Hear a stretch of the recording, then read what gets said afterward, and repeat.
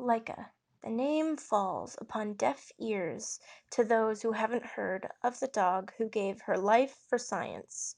Not voluntarily, of course. She's just a dog after all. Raised as a stray, all she knew was starvation and the bitter Russian cold.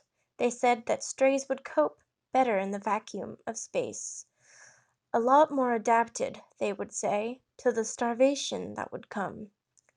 Perhaps this would be a much better cover for ruining the lives of dogs who nobody cared about to begin with.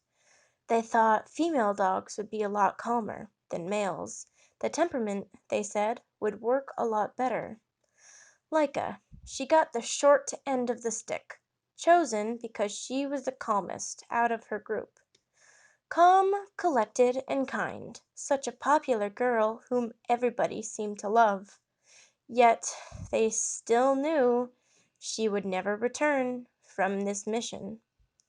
These Russian scientists, they would rather send a defenseless dog into space than wait until they had the knowledge to send something back to Earth.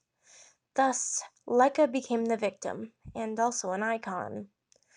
So many would regret the unbearable pain pushed upon this defenseless dog.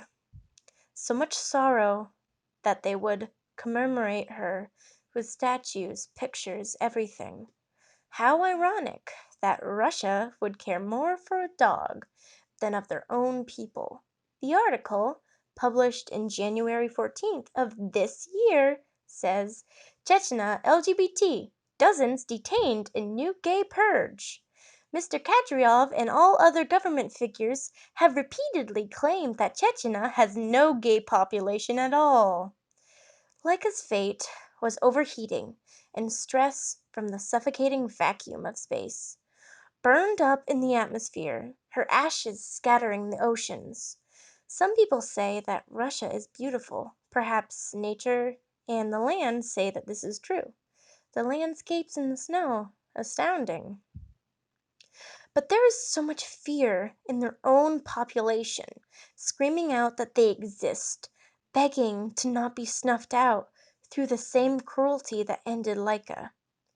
Where would Laika be now? She is not alive, of course, but her spirit lives on, a trapped soul confined to the cosmos. Perhaps there are stars woven in her fur, and she watches the earth with her ever-expanding gaze, akin to the entropy of space. Her snout curls, teeth exposed in disgust at the things she has to see. She turns away from it all and wonders when things will be better, when the human beings will be treated better than how Laika was treated.